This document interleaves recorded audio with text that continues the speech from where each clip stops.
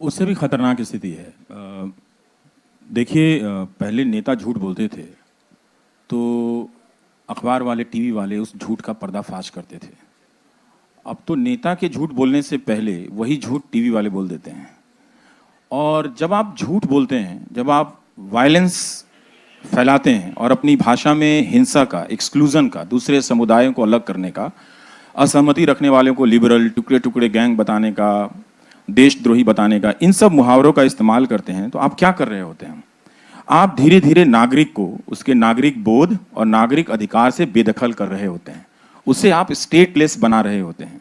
जबकि हमारा आपका काम यह है कि हम नागरिक को सही सूचनाओं से इतना एम्पावर करें, निर्भीक सूचनाओं से इतना एम्पावर करें, सशक्तिकरण करें उसका, कि उसका अधिकार बोध, नागरिक बोध बड़ा होता जाए, मजबूत होता जाए और सचमुच लगे कि स्टेट जो है उसका सेवक है, उसका मालिक नहीं है। तो आज का जो टेलीविजन चैनल है और जो मीडिया है, वो कहीं भी आप देखें, और भारत जैसे शिक्षित और शिक्षित अर्धशिक्षित समाज में, जहाँ पे बहुत सारे जो पिता हैं जो दहेज लेने के बाद जो मारुति ले लेते हैं और वॉशिंग मशीन ले लेते हैं, आपके घरों में भी, आपके पिताओं को भी चेक कीजिएगा तो 20 साल से कोई किताब नहीं पढ़े हैं, लेकिन कश्मीर पे आपको ड्राइंग रूम में ज्ञान देते मिल जाएंगे आपको, है ना? तो अपने पिताओं को चेक कीजिए घर में, बहुत खतरनाक स्थिति में हम पहुंचते चले नहीं, आजकल संविधान की बड़ी दुहाई दी जा रही है रवीश। तो मैंने एक राष्ट्रीय प्रवक्ता से पूछा कितने अनुच्छेद हैं, कितने आर्टिकल हैं, प्रियम्बल पढ़ के बता दो, तो नहीं पता था। नहीं पता रहेगा, हाँ। क्योंकि हमने संविधान के हिसाब से नागरिकता का निर्माण नहीं किया। शपथ तो हमने ली थी कि हम सब कुछ संविधान के हिसाब से करेंगे, व्यवस्था का भी निर्माण करेंगे और नागरिकता का भी निर्माण करेंगे, लेकिन नहीं कर पाए। बहुत लोगों ने तो अपनी जिंदगी गुजर गई, लेकिन संविधान की किताब अपनी आंखों से या स्पर्श करके नहीं देखी है। आप मीडिया के हिस्सा हैं, आप एक चैनल के मैनेजिंग एडिटर हैं, सार्वजनिक मंचों से आप कहते हैं कि टीवी देखना बंद कर दो। हाँ, वो बहुत सारे लोग कहते हैं बेहतर करो या टीवी देखना ही बंद कर दो। वो दोनों है। आप अगर मेरा प्रोग्राम देखें तो मैं टीवी को बेहतर ही कर रहा हूँ, क्योंकि ज्यादातर लोग जब मेरे बारे में बात करते हैं तो सोशल मीडिया में IT सेल ने जो धारणा बनाई है उसके रिस्पॉन्स में करते हैं। लेकिन आप मेरे प्रोग्राम के बारे में बात कीजिए ना, कि उसमें किस तरह का प्रयोग किया है।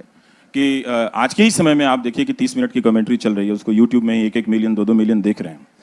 मैं इसलिए कहता हूं कि टीवी को नहीं देखना चाहिए। टीवी आपको दंगाई बनाने लगे, उस तरह की भाषा का इस्तेमाल करने लगे, झूठ फैलाने लगे, सरकार से ना पूछकर आपसे पूछने लगे, तो इसका मतलब है कि वो टीवी नहीं है। वो प्रेस के नाम पर कमाई गई विश्वसनीयता का इस्तेमाल करके नागरिकों के अलग अलग समूहों को अलग अलग समय में उसको खारिज करता है और उसको कमजोर बनाता है। तो आप ऐसे टीवी को देखना चाहते हैं, और आप एक प्रक्रिया के तौर पर देखिए कि इसमें क्या कंटेंट है। हर टेलीविजन चैनल से अब रिपोर्टर की बैटरी गायब है। हम जब फील्ड में थे तो हमारा कंपटीशन अच्छे रिपोर्टर से होता था, उसका चैनल चाहे जैसा भी हो, नंबर 1 है या 2 है या 10वें नंबर पे है, लेकिन फील्ड में घूमने वाला आदमी बेहतरीन रिपोर्टर को रिकॉग्नाइज करता था। उसका एक सेल्फ रिस्पेक्ट होता था। सैलरी भले उसकी कम है, वो लोकप्रियता भी नहीं है, लेकिन अपने स्किल से जाना जाता था वो। अब आप कहाँ रिपोर्टर है? रिपोर्टर की फौज गायब कर दी गई। गैर रिपोर्टर की सेना के, क्या आप ऐसे किसी पत्रकारिता की कल्पना कर सकते हैं जिसमें समृद्धि हो किसी प्रकार की? क्या उसमें सूचना की समृद्धि आ सकती है? मुझे तो नहीं लगता है। अब आप 5 एंकर के भरोसे कर रहे हैं और आप उसको स्टार बनाते हैं। हाँ, ये आ गए, फलाना आ गए, वो आ गए, फूफा आ गए, मौसा आ गए। हाँ, लेकिन वो कितना कुछ जानता है? वो नहीं जानता, उसके पास सूचनाएं नहीं है। तो जिस वक्त, जैसे दिल्ली का ही आप उदाहरण ले लें, तो दिल्ली में दंगे हुए, तो इस वक्त दिल्ली राजधानी, आप सोचते होंगे कि ये मीडिया का कैपिटल है। हाँ, लेकिन आप देख लीजिए क्या रिपोर्टिंग है, बहुत कम रिपोर्टिंग है जिसमें जवाबदेही फिक्स कर पाए आप। यही दंगा हो गया, 3 दिनों तक पता ही नहीं चला कि कौन शुरू किया, क्या हो रहा था। तो इस राजधानी की बात, ये इसलिए हुआ कि रिपोर्टर का तंत्र ध्वस्त हो गया है। एंकर को एक लाइन का टॉपिक चाहिए होता है और 4 गेस्ट आते हैं, और उसमें वो गेस्ट अगले दिन आपको नाली पे भी आता है, अगले दिन पानी पे भी आता है, फिर पाकिस्तान पे भी आ जाता है। उसकी भी अपनी एक सीमा है। तो अगर आप उन कार्यक्रमों को देख रहे हैं तो विश्लेषण कीजिए कि आप कितना जानते हैं। तो हम इंफॉर्मेशन सीकिंग और रीडिस्ट्रीब्यूटिंग मीडिया नहीं है, हम नैरेटिव कहीं से उठा रहे हैं और उसको रीडिस्ट्रीब्यूट कर रहे हैं। पर उसका ये कमजोर करता है। एक और पहलू है रवीश, जो आप बात कह रहे हैं वो बिल्कुल आप बजा फरमा रहे हैं। और आजकल जो टॉक शोज, मैं भी एक टॉक शो होस्ट करता हूं, उनके नाम ही अगर आप देखेंगे, टक्कर, दंगल, आर पार, वो तीर चल रहे हैं, भाले चल रहे हैं, और महाभारत, ललकार, ऐसे ऐसे नाम है, पर व्यूअर देख रहा है। नहीं, मैं नहीं मानता कि इसमें व्यूअर का कसूर नहीं, ये जो टीआरपी का जो खेल है, टीआरपी आती है, वो भारत पाकिस्तान मैं तो दुनिया का पहला 0 TRP एंकर हूं, आपकी दुनिया में एग्जिस्ट करता हूं, ऐसी बात नहीं है, मैं एग्जिस्ट करता हूं। बात यह है ना संदीप, आप एक और, मैं एक बात कहता हूं, आप अपने दफ्तर में या कहीं भी आप एंकरों की मेहनत देखिए। जब मैं एंकर बना तो 4 दिन में ही कहने लगा कि ये अजीब काम है, इसमें तो सर्फ के भी 250 रुपए बच जाएंगे, क्योंकि कपड़े भी गंदे नहीं होते हैं।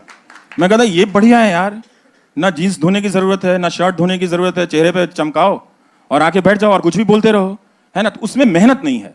तो जिन एंकरों को दिया गया, आप इसको फिजिकली मेजर कर सकते हैं, मैं कर सकता हूं कि वो अपने प्रोग्राम के लिए कितना मेहनत करते हैं। सच बात है कि कोई नहीं करता है। ये ड्रामाबाजी बंद होना चाहिए। हमने दर्शकों तक सूचना ले जाने के लिए मेहनत नहीं की।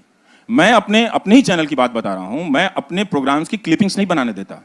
बहुत रेयर होता है तो वो मान भी गए हैं, उनको समझाया जाके कि नहीं आप मत कीजिएगा ऐसा, क्योंकि मैं अपने दर्शकों से यही कहता हूं कि अगर आपको दर्शक बनना है तो एक जिम्मेदारी का काम है।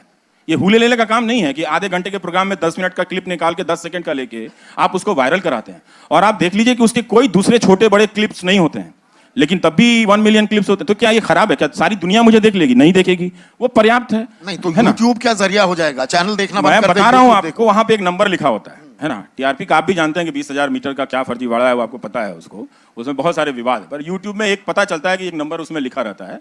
उसको कोई चैलेंज करे तो वो अलग बात है, पर मेरी नजर में वैसा कोई गंभीर चैलेंज नहीं है। तो फिर मुझे भी बताइए। तो मैं ये कह रहा हूं कि अगर आप दर्शक को हल्का बनाएंगे, आप यही कर रहे हैं मीडिया के जरिए, नहीं गिव एंड टेक होता है। तो टीवी जब आया तो टीवी क्या कर रहा था? टीवी के पहले दुनिया में क्या हो रहा था? आपको एक छोटा सा उदाहरण देता हूं। आपको मैं ले चलता हूं 18वीं और 19वीं सदी के अमेरिका में। ठीक, अमेरिका में फांसीवाद नहीं आया जब उस वक्त प्रथम विश्व युद्ध और द्वितीय विश्व युद्ध के दौर में दुनिया पलट रही थी। तो क्यों नहीं आया? वजह यह थी कि अमेरिका में या कोई 1600 या 1700 के आसपास पहला अखबार बन जाता है और प्रिंट का कोई 500-600 साल का इतिहास है। लेकिन टेलीविजन के आने से पहले जो प्रिंट अखबार का जो इतिहास था वो 400 साल का हो गया था। तो प्रिंट ने एक कल्चर बनाई थी बातों को गंभीरता से कहने की और उसमें विस्तार से तथ्यों के साथ कहने की।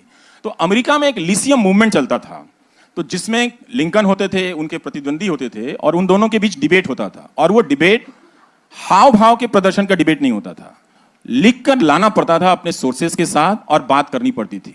2 घंटा लिंकन साहब बोलते थे, 2 घंटा उनके प्रतिद्वंदी बोलते थे और फिर 1-1 घंटा जवाब होता था। और लोग इसके लिए 2-2 दिन तक उस डिबेट को देखते थे। और उस वक्त अमेरिका में ऐसे डिबेट होने वाले, मैं आपको 18वीं सदी की अमेरिका की बात कर रहा हूं, जहां अभी बिजली नहीं आई है, अभी बिजली का बहुत प्रसार नहीं हुआ है, अगर आई है तो वहां पे एक हॉल की बुकिंग होती थी। हॉल नहीं मिलते, 3000 हॉल थे वहां पे। तो अब आपको समाज ही हमने ऐसा बना दिया है, कुछ श्रृंखल समाज होता जा रहा है। कम सूचनाएं होंगी, लोग बेचैन होंगे, बेवजह हिंदू पे, बेवजह मुसलमान पे शक करते चलेंगे और मार देंगे। आपको एक छोटा सा और उदाहरण देता हूं। 1947 के साल में, ये वही देश है ना, वही जमीन है, इन अफवाहों के चलते सभी ने एक दूसरे को मिला के 20 लाख से ज्यादा लोगों को मार दिया था।